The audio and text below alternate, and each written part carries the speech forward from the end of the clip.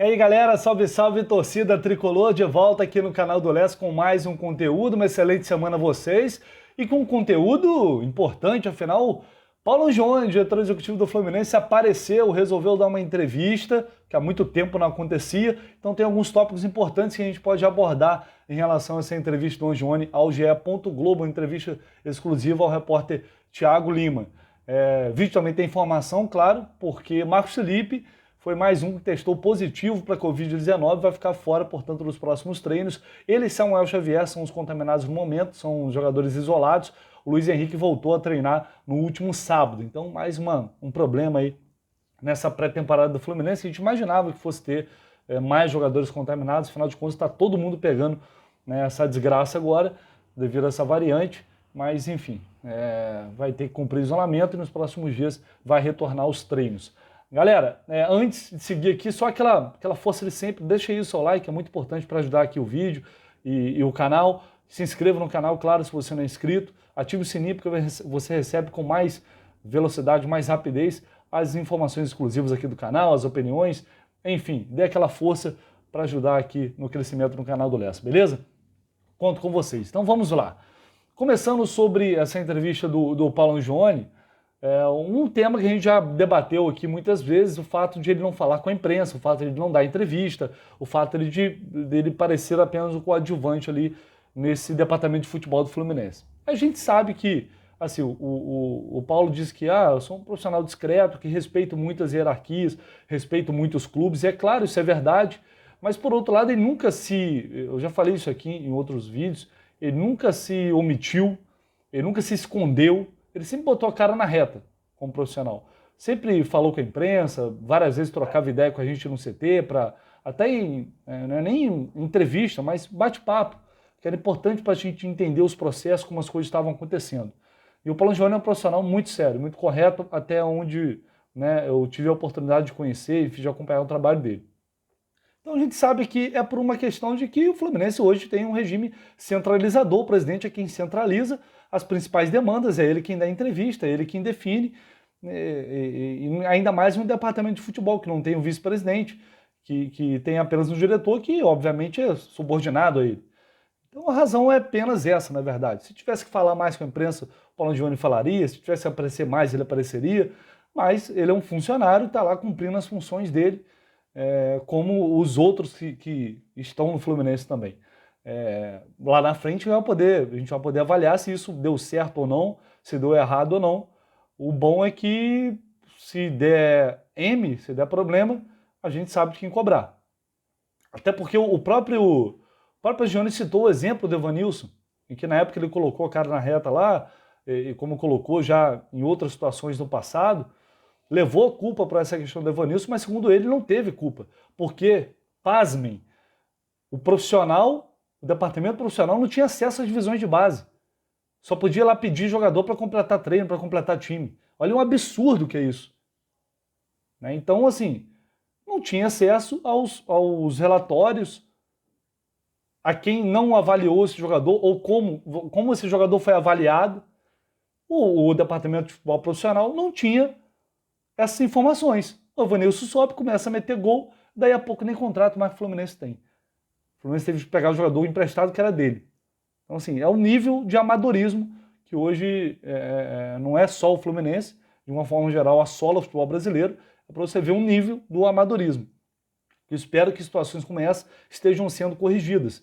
E creio que há um movimento nesse sentido, tanto é que a intenção com o Sub-23 também é trazer os jogadores para mais perto ali do profissional, da estrutura do profissional, para que eles possam ser avaliados de uma melhor forma. E aí, assim, Sub-23 é uma questão que sempre vai render polêmica, a gente pode discordar aqui em vários pontos, mas tem as suas vantagens enfim, o direcionamento que a diretoria dá a esse projeto. Tem algumas questões, a gente pode dizer se é certo ou errado, mas tem uma lógica ali, pelo menos, que é apresentada, uma justificativa que está sendo apresentada. Pode ser apenas para justificar? Pode até ser, mas para mim faz sentido. Né? Você trazer os jogadores da base e manter eles trabalhando ali do lado profissional, eu acho que isso é bom para quem está avaliando, é bom para os jogadores que estão sendo avaliados. Enfim, então essa questão de não dar entrevista, né, é isso. Vão dar uma série de justificativos, mas no fim das contas é isso.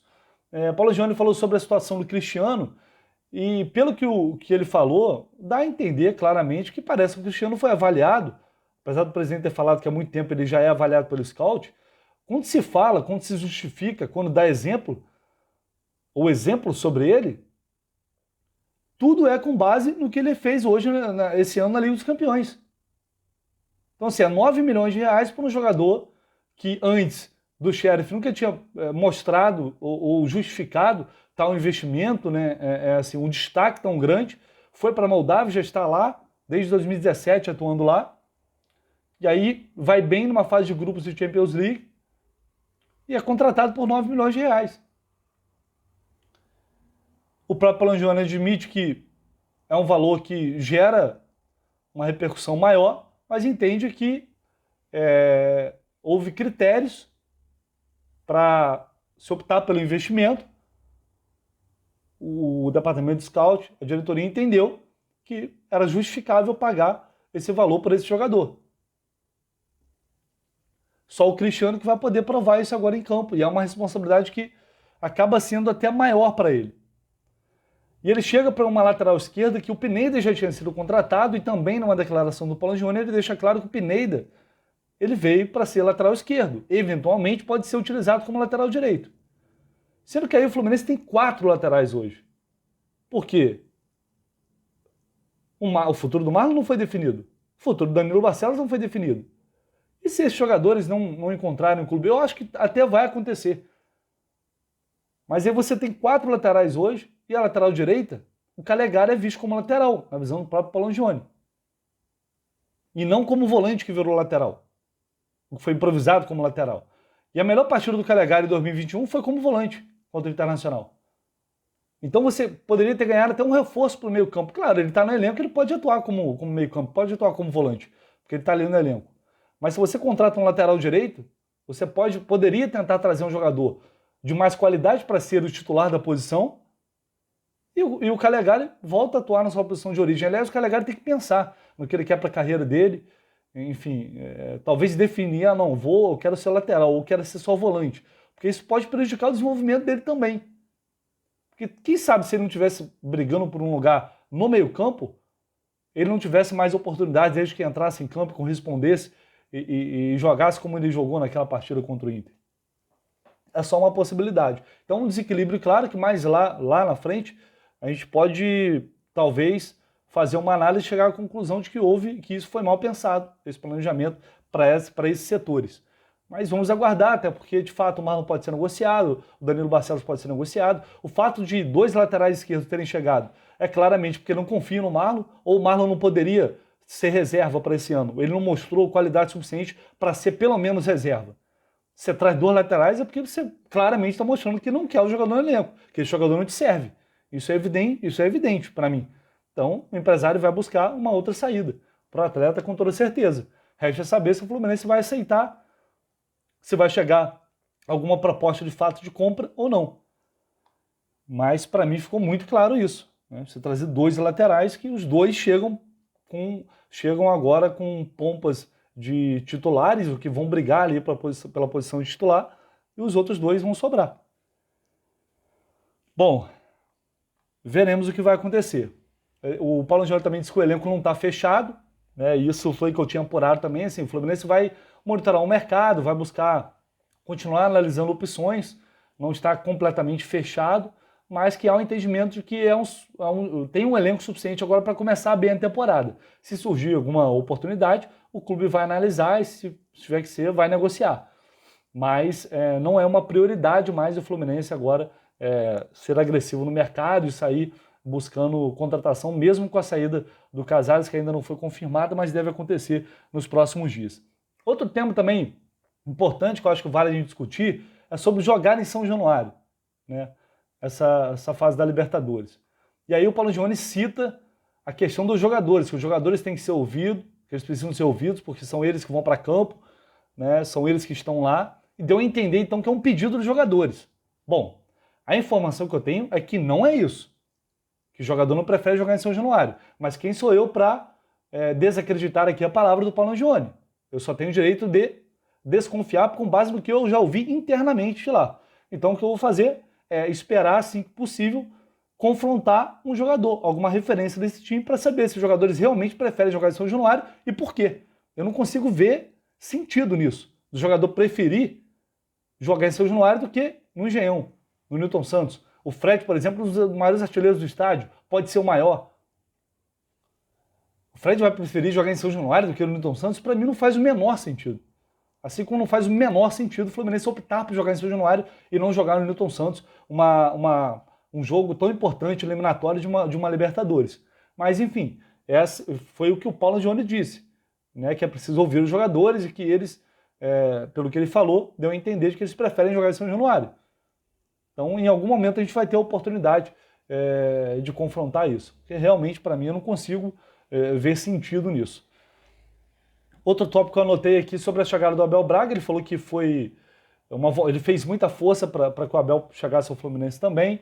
Foi uma negociação muito rápida, muito objetiva, né? O Abel queria muito voltar para lá.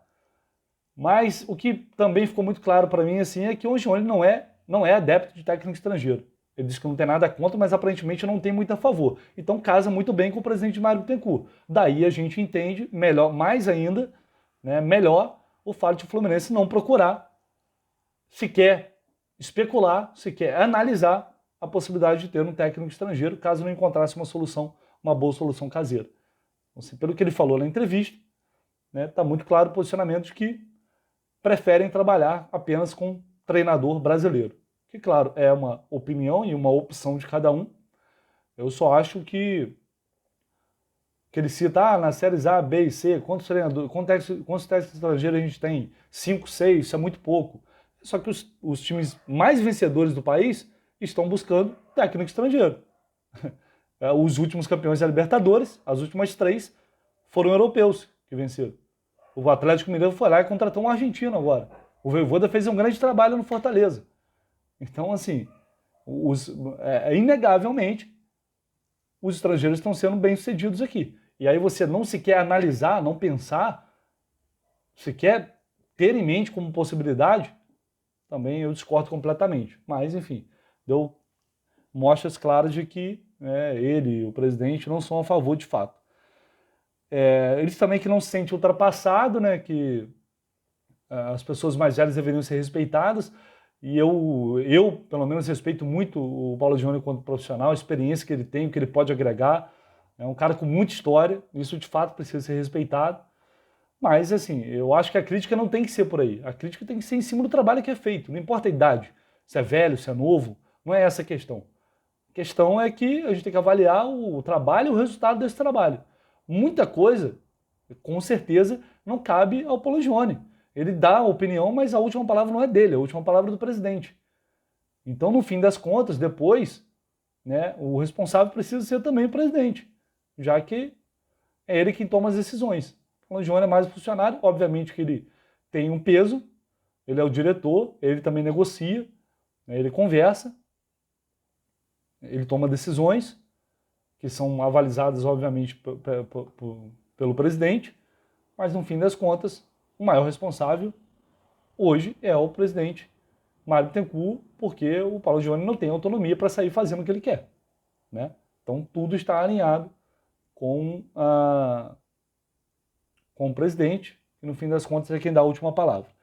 E para fechar aqui, eu acho que dos temas mais importantes, pelo menos que eu observei, né, sobre Paulo Henrique Ganso, o Paulo Angione falou que na época ele tinha mais poder, porque foi antes da gestão do Mário, a chegada do Ganso, né, porque ele tinha mais poder de definição, e ele justificou, ele acha que é justificável 5 anos de contrato por Ganso, porque naquela época foram as condições exigidas para que ele pudesse vir para o Fluminense, que estava em baixa, né, como se o Ganso também não tivesse em baixa, né, como se ele tivesse muito em alta. Mas é claro, meteram um contrato de 5 anos, se garantiram, né, o Fluminense frágil, sem capacidade sem muita capacidade de negociação, aceitou, e aí o Paulo justifica, porque é um jogador que, né, recuperou a autoestima dele e do clube também, porque muito tempo a gente não via um aeroporto lotado para receber um jogador, tá, Mas e aí, o resultado prático disso? Gols, assistências, números, minutos em campo. Versus salário. O custo-benefício é injustificável. E é uma loucura justificar um contrato de 5 anos para o Ganso. Desculpa. É injustificável, só louco para fazer isso. Porque eu quero ver fazer saindo do bolso. E não é uma crítica ao Paulo Jones só não, obviamente, porque tinha um presidente, né? Tinha um outro presidente. Não dependia só dele. Mas se saísse do próprio bolso, eu quero ver quem faz isso. É fácil fazer quando você não sai do teu bolso. Então é injustificável, assim, o custo-benefício do Paulo Henrique Ganso é altíssimo.